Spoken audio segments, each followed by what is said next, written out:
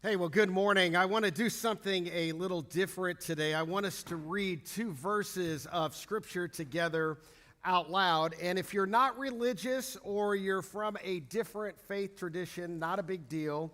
In fact, these two verses are stated as a prayer. So I'm going to read it to you first, and then I'd love for us to read it out loud together. And just a warning, some of this may feel uncomfortable. So here's what it says right up here on the screen, Proverbs 30:8-9. Let me read it first. Keep falsehood and lies far from me. Give me neither poverty nor riches. That's the uncomfortable part. But give me only my daily bread, right? In ancient times, they lived day to day based on how much bread they had, and this was very critical, as we're going to see in a few moments. Verse 9, otherwise, I may have too much and disown you and say, who is the Lord? Or if it goes the other way, I may become poor and steal and so dishonor the name of my God. All right, if you will, I'd love for us to all read this together out loud. If you're sitting on a couch with somebody watching us online, I'd also love for you to read along with us. So here we go. You're ready? Proverbs 30, verse 8 starting. Here we go. Keep falsehood and lies far from me. Give me neither poverty nor riches, but give me only my daily bread. Otherwise, I may have too much and disown you and say, who is the Lord?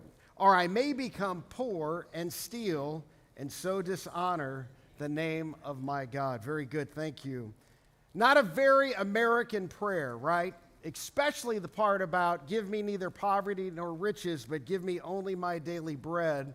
Otherwise, I may have too much. Now, is it possible to have too much? For sure, right? But you don't have too much, and I don't have too much, but we're pretty sure there's somebody out there that has too much, right? And the interesting thing about having extra money or having margin is that it gives us options. In fact, poverty really could be summarized as a lack of options. If you've ever lived in poverty, like the way it's defined by the United States or some other countries, the problem or the challenge with poverty is that you just have so few options. But when you have extra money, you have extra options. And when you have extra options, it's easy for us to get distracted. And then there's this other really crazy thing, and we should spend a whole sermon on this at some point, because when we have financial success, it's true, we confuse financial success with superior intellect and wisdom, right? We just kind of think we're smarter than other people. And we sit back and we ask foolish questions like these. Do I need God? Really?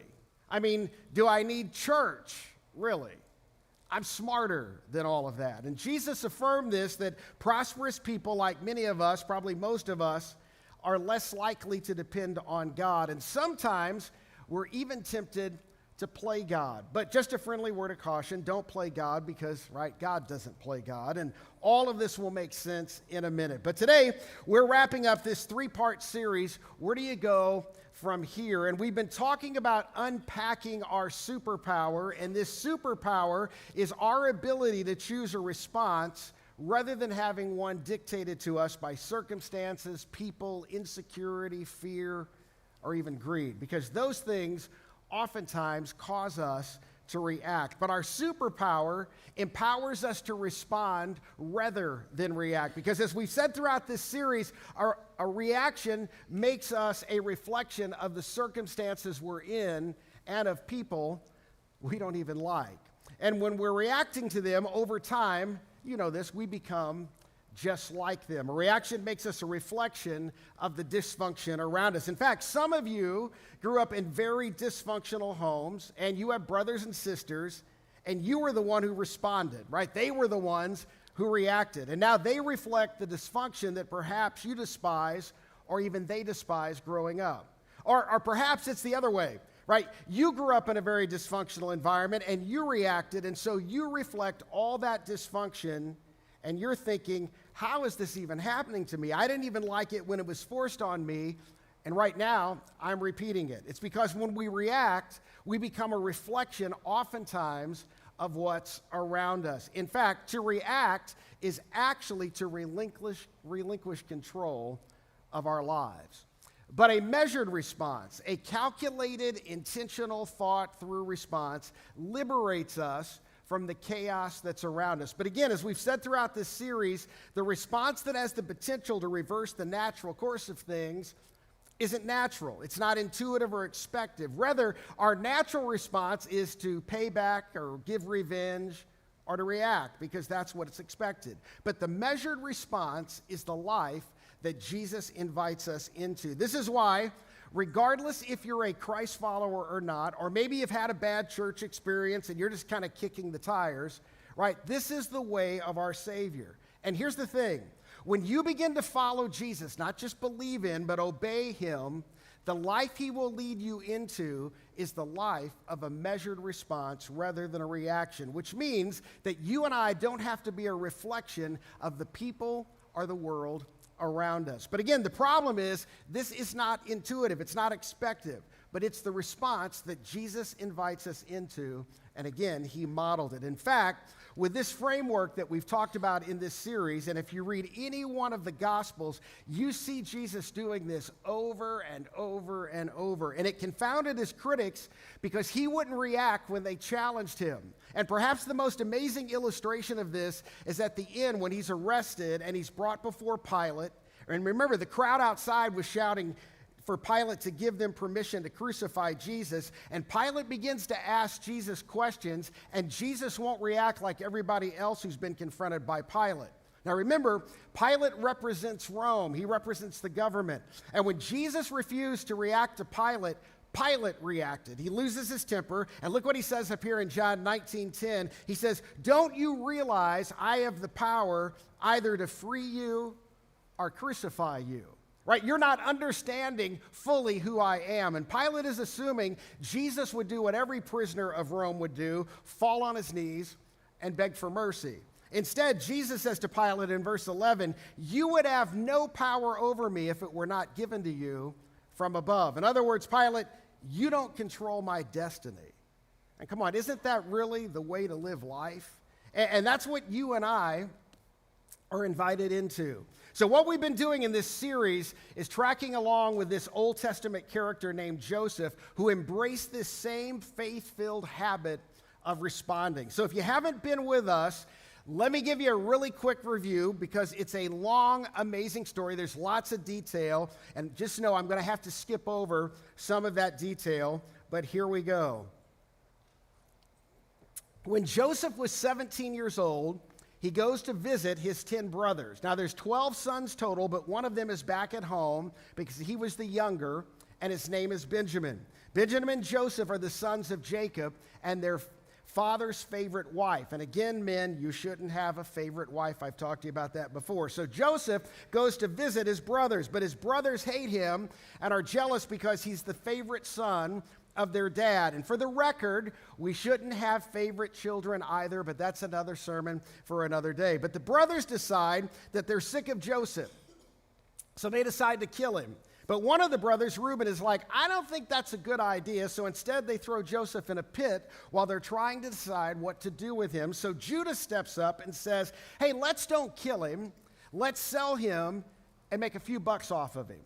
So some Ishmaelite slave traders on their way to Egypt come along, and the brothers sell their own brother to the Ishmaelites and then lie to their father. In fact, they tell him that Joseph was killed by a wild animal. So Joseph ends up in Egypt. He gets sold again to a man named Potiphar, who is the captain of the guard for Pharaoh. And throughout this whole ordeal and all the ordeals that follow, Joseph responded as if God was with him, even when it looked like as if God had abandoned him. By the way, that's the same opportunity that we have in our life when things go from bad to worse. Well, while in Egypt, Joseph is accused falsely of a crime by Potiphar's wife, and he's thrown in the dungeon. And years are going by, but eventually, while in the dungeon, he meets the cupbearer and the baker that worked for Pharaoh. Now, they both have been thrown in the dungeon because they fell out of favor with Pharaoh. And while in the dungeon, they have dreams that they think are meaningful, but nobody's there to interpret the dream. So Joseph says, hey, why don't you give me a shot? And he tells the cupbearer, here's what your dream means, right? You're going to be restored in 3 days. And then he says, and when you're restored, remember me. And then Joseph just kind of tells his whole story. I was kidnapped. I shouldn't be here. I haven't done anything wrong. I don't deserve this. And when you get out, you're going to have the influence to get me out. So when you discover that I've correctly interpreted your dream, you owe me for the favor of getting me out of this dungeon. And then the baker's like, hey, wait, it's my turn to have my dream interpreted. And he shares his dream. And we talked about last time, Joseph probably should have said, I don't know. But he interprets the dream, and sure enough, the baker is executed, but the cupbearer is restored. And Joseph thinks, this is my big break. And he waits, and he waits, and he waits. And the cupbearer forgets about Joseph, and years go by. He's now 30 years old, and this whole ordeal started when he was 17. Well, then Pharaoh has a dream, and Pharaoh wants an interpretation of his dream, and he knows it's significant, and nobody can interpret the dream, and the whole palace kind of feels this ominous cloud hanging over it because Pharaoh feels like it's an important dream, right? The Egyptian gods have spoken, and I got to figure out what the gods are saying to me. And then the cupbearer remembers Joseph, but he has a dilemma, right? Should I tell Pharaoh about the guy I met in jail? Because if I tell him about the guy that's in jail, it's going to remind Pharaoh that I was in jail. So he tells Pharaoh, remember when I did that little thing you didn't like? It was such a little thing between us. You probably don't even remember this. But anyway, I met a Hebrew boy when I was in the dungeon. He interpreted a dream for me, and it came true. And Pharaoh says, go get him. So they take him to the local spa. They get his hair cut and a shave, and they bring him in. He smells a whole lot better than he smelled in years. They bring him into the presence of Pharaoh, and Pharaoh tells Joseph his dream. And Joseph says, okay, I can't give you the interpretation of your dream, but my God can. Now that was so offensive, but fortunately for Joseph, Pharaoh is more curious than he was offended. And Joseph says, here's what your dream means. Egypt is going to experience this extraordinary bumper grain crop for 7 years in a row, and there's going to be so much grain, you're not going to know what to do with it all, but then it's going to be followed by 7 years of famine, and this famine is going to be so bad, nobody's going to remember the good years, and it's going to devastate the nation. And then after he finishes interpreting the dream, Joseph doesn't stop talking. He says, let me tell Pharaoh what Pharaoh ought to do in light of what's about to happen. And remember, nobody gives Pharaoh advice. And then Joseph gives Pharaoh a detailed plan about how to save the nation. And you could hear a pin drop. And then Pharaoh says, man, we have to find somebody and put him in charge of this plan. I'll tell you what, Joseph, you'll be in charge of the plan. And he makes Joseph the prime minister of Egypt, and he puts him in charge of preparing the nation for the 7 years of famine. Okay, any questions? Did you keep up with all of that? That's the Reader's Digest version. Right, so here's what happens in Genesis 41:49. It tells us this, notice, Joseph stored up huge quantities of grain like the sand of the sea, and it was so much that he stopped keeping records because it was beyond measure. By the way, he also built these grain silos all over the nation in all the major cities. And sure enough, there was 7 years when they just couldn't even harvest the grain because it came in so fast. And then 7 years later, on year 8, the Nile River didn't overflow its banks, depositing all that nutrient-rich sediment that was vital for agriculture in that area of the world. Year 9, same thing. And suddenly, everybody's running out of this surplus grain they had gathered. And year by year, 2 or 3, we don't know for sure, the nation begins to starve. And then Joseph opens up the silos in the major cities and begins to sell the grain in the name of Pharaoh and makes Pharaoh incredibly wealthy. In fact, by the end of the story, Pharaoh pretty much owns everything in the whole nation. And then Genesis 41:57, look up here, tells us that it wasn't just Egypt that was suffering, the entire region was suffering. And it says, and all the world came to Egypt to buy grain from Joseph because the famine was severe everywhere. Now, meanwhile, north of Egypt, Joseph's family is suffering. And when Jacob, that's Joseph's father, hears that there's grain in Egypt, look what he says to his sons in Genesis 42:2. He says, go down there and buy some for us so that we may live and not die. And now the stage is set for the ultimate test of Joseph's superpower. Because, right, he's got the power. Because verse 6, now Joseph was the governor of the land, the person who sold the grain to all its people. Now remember, he's 40 years old. He's holding all the cards. He's wealthy. He's powerful. He doesn't really need God to be with him anymore, does he? Well, his brothers arrive, and it just so happens providentially, they arrive in the city on the day where Joseph happens to be right there, and they don't recognize Joseph. And of course they don't recognize Joseph, right? Because he talks and walks like an Egyptian, right? That was my Egyptian thing. I'm just throwing that in for free. 6. Thank you. Stop it. So when Joseph's brothers arrived, they bowed down to him because he's the prime minister with their faces to the ground. Verse 7, as soon as Joseph saw his brothers, he recognized them. And he remembers the terror. He remembers the dampness of the pit, listening to them talk around the campfire about what to do with him. He was 17 years old. He remembers the leader of the slave traders. He remembers the humiliation of the auction block, the despair of the dungeon, of being forgotten when he thought there was hope. And there they are, the cause of all of that, bowing down to him, vulnerable like he had been as a 17-year-old. He'd actually dreamed of this day, but he defies expectations. He reigns in his emotions and he employs his superpower. The text says in verse 7, but he pretended to be a stranger and he spoke harshly to them because, see, they don't recognize him. Verse 7, where do you come from? He asked. Now he begins to question them and he accuses them of being spies. You came to spy out the land. And they're like, no, we're not spies. We're actually brothers. And they just start telling the whole story. They're so nervous. We are brothers. In fact, there's 2 more. Well, really, one of them is gone. They even mention that they have a younger brother. He's at home. And Joseph is like, I don't believe you. And so he throws them in jail for 3 days. And then he brings them back out. And he says, okay, I'm going to let you go. But to prove to me that you're not spies, I'm keeping one of you here, and I want you to go home and bring back the other brother that you spoke about. And if you do, I'll let you go home freely. Otherwise, I'm going to come find you because I believe you're spying out the land. And he takes Simeon out of the room as a hostage and sends them home. But before he sends them home, this is a crazy story, he tells his servants, and there's so much detail in the story, he tells the servants to take all the silver that they had used to pay for their grain and hide it in the grain sacks of each of those brothers and to hide his silver cup in Benjamin's sack. So they're on their way home, and they stop to camp overnight, right? It takes 2 or 3 days by bus to get home. And one of the brothers, there's no bus, I just threw that in, opens to see if you're listening, opens a sack to feed his donkey, and there's the silver that they used to pay for their grain, and he shows his brothers. And they're like, oh no, you stole it? He's like, no, I didn't steal it. I don't know how it ended up in here. Well, they get home, they open their sacks of grain, and all the silver that they used to buy the grain is back in the sacks of the grain, and they don't know what to think. And so they tell their dad, Jacob, and they're like, Dad, we don't know how to explain this. And their father's like, oh no, I've already lost one son, and now I'm not sure I'll ever see Simeon again. And they're like, no, we have to go back. If we go back and take Benjamin with us, then they will believe our story. And Jacob thinks, no, you're not going back. You're certainly not taking Benjamin. Benjamin is the only son left from my favorite wife, and we've already lost the first son from my favorite wife. You're not taking Benjamin back to Egypt. Now, I'm just telling you, you should read the Bible. It's amazing. Anyway, they don't go back.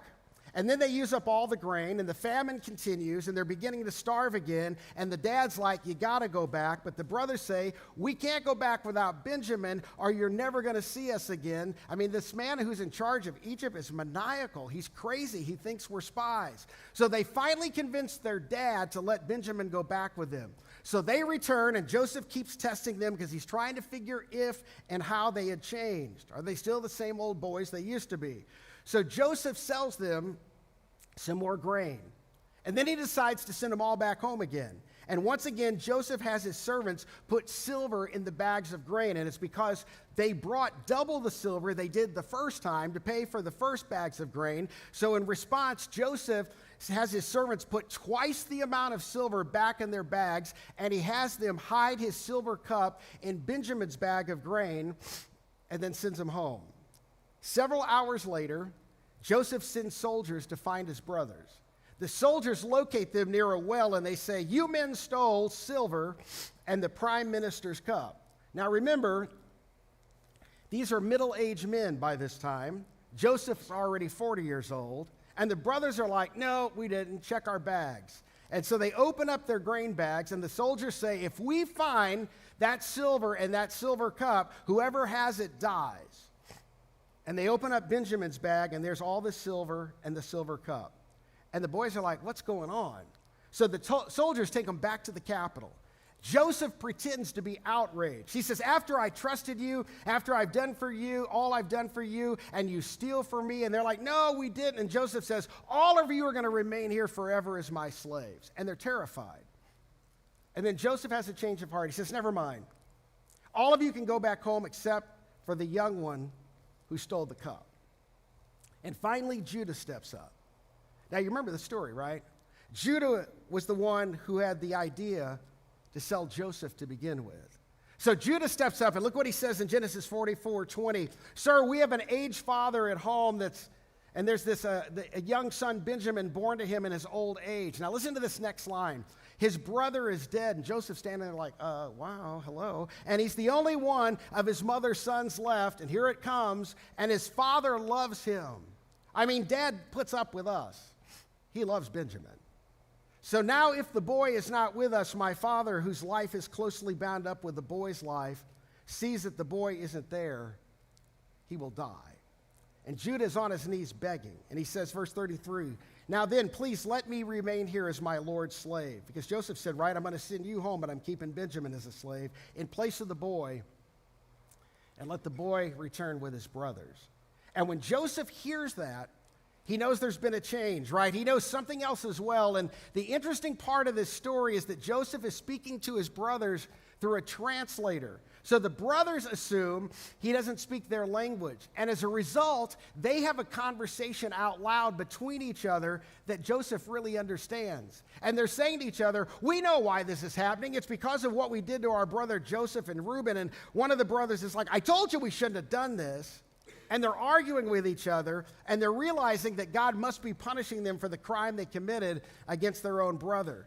Joseph understands the whole conversation. It's such a fascinating story. But when Judah volunteers to stay as a hostage, as a slave for the rest of his life, Joseph knows they've changed. Now, the next moment, right, I'm just saying, should have music playing in the background because it is so dramatic, right? So Joseph clears the room. He sends out all the slaves. He sends out his bodyguard, and it's just him and his brothers. And his brothers are all on their knees in front of him. Joseph waits for the room to be cleared, and the brothers have no idea what's going on. And he looks at them, and he says this in Genesis 45:3, I am Joseph. And they stare in horror. I mean, it's been 23 years. And they thought, if you're Joseph, right, we're dead men. I mean, the preferred method of royal execution in that day and time in Egypt was so sadistic. So they knew they'd be forced with their hands bound behind them to watch each other die a long, painful death one at a time. But see, Joseph's primary concern was his father's heart would be broken. And Joseph didn't know if they were telling the truth or not, and they're just staring. So Joseph continues, is my father still living? The text is so honest. But his brothers were not able to answer him because they were terrified in his presence. Now look up here just for a second. They didn't need to be terrified in his presence, right? Because in their absence, Joseph had responded as if God was present with him. He did not get dragged into the dysfunction. He did not become a reflection. He escaped not by some miracle, but by the decision to trust that God was with him and that God could be trusted. And so he responded as if God was with him. And so he did the very same thing again, even when he was holding all the cards and when he had all the power. Genesis 45:4, he says it again, I am your brother Joseph, you know, the one you sold into the pit. And Joseph's like, I know you remember. And they're thinking, we talked about it in front of him. He overheard that entire conversation. And then Joseph says this, look at verse 5. And now do not be distressed and do not be angry with yourselves for selling me here, because it was to save lives that, and here it is, and I've seen this and some of you have experienced this, this is the part that's baked into the package of following Jesus. It was to save lives that God sent me ahead of you. Right? You thought you sent me here. I believe God sent me here.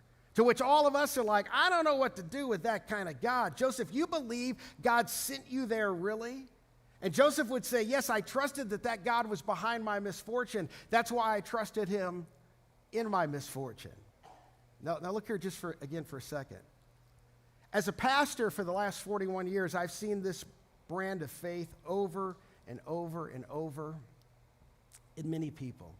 And personally, I've seen it in my own life. I've seen it by growing up with an abusive alcoholic stepfather.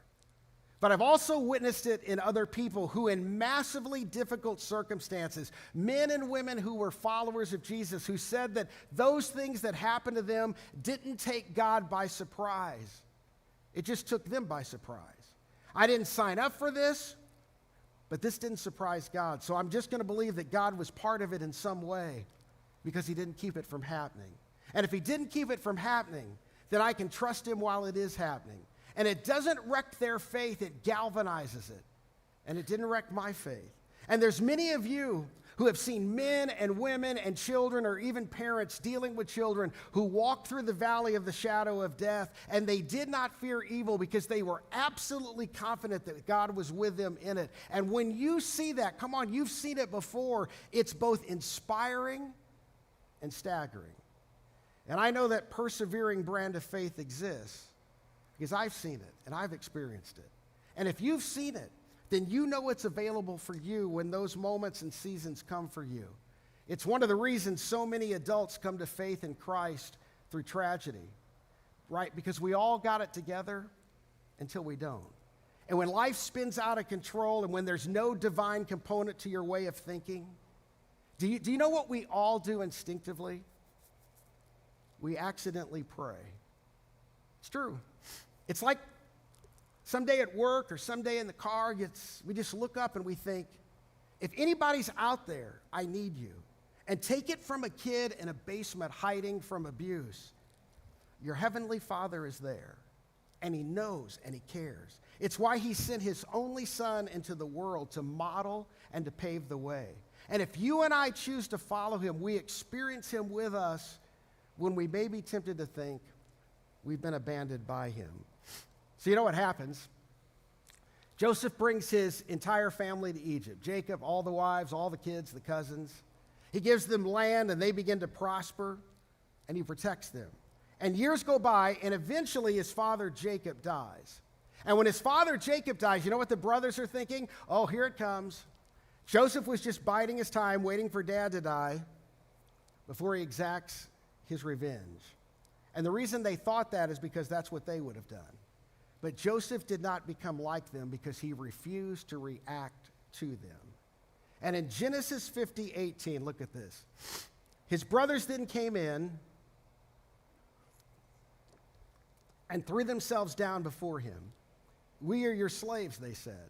In other words, we don't expect you to treat us like brothers, just don't execute us. We're your slaves. But Joseph said to them again, don't be afraid. And then he asked this question in verse 19. Am I in the place of God? To which they probably thought, well, you kind of are. I mean, our lives are in your hands. Whatever comes out of your mouth is what happens, so you're kind of in the place of God. And Joseph's like, no, I'm not. I'm not confused. I've never been in the place of God. I wasn't in the place of God when I was in the dungeon, and I'm not in the place of God when I got all the power again. And Joseph lets you and me in on this incredible truth. People with power who depend on God don't play God. He continues in Genesis 50:20. You intended to harm me, but God intended, right? God had an intention. In those years and years and years and years, God had intention, but God intended it for good to accomplish what is now being done, the saving of many lives. Now, listen, if you've dropped the story for a second, come back. Don't miss this part, saving of many lives. Joseph had no idea how many lives were being saved because humanly speaking, and maybe you know this was part of God's plan for your salvation and my salvation and the salvation for the whole world. And it hung by the thread of Joseph's response because kneeling before him that day are 11 of the 12 tribes of Israel. In fact, Joseph was the 12th. Get this, watch. Judah's great, 28 times great grandson, do you know his name? It was Jesus of Nazareth, who would do for the world and for you and me what Joseph did for his brothers. He chose to forgive the unforgivable. That's amazing. Never underestimate the power of a measured response when factored through this unexpected response. What if God was with me? It's the response nobody expects and few give. But it's this unexpected response that paves the way for unexpected outcomes. It paves the way for God to accomplish his will in and through you and me. So one last time, I want to leave you with this big question here. How would someone in your circumstances respond if they were confident that God was with them? I mean, what would it look like to employ your superpower and your responsibility? How would someone in your circumstance respond if they were confident that God was with them? See, your answer to that question is your way forward. Your answer to that question is exactly what it looks to follow your Savior. It's how you ensure that you don't become a reflection of the dysfunction around you. It's how we ensure, listen, that we are not seduced by prosperity or influence. So trust God in the hard times and refuse to play God when times are good. How would someone in your circumstances respond if they were confident God was with them? And according to Jesus, guess what? God is with us. Listen to this song.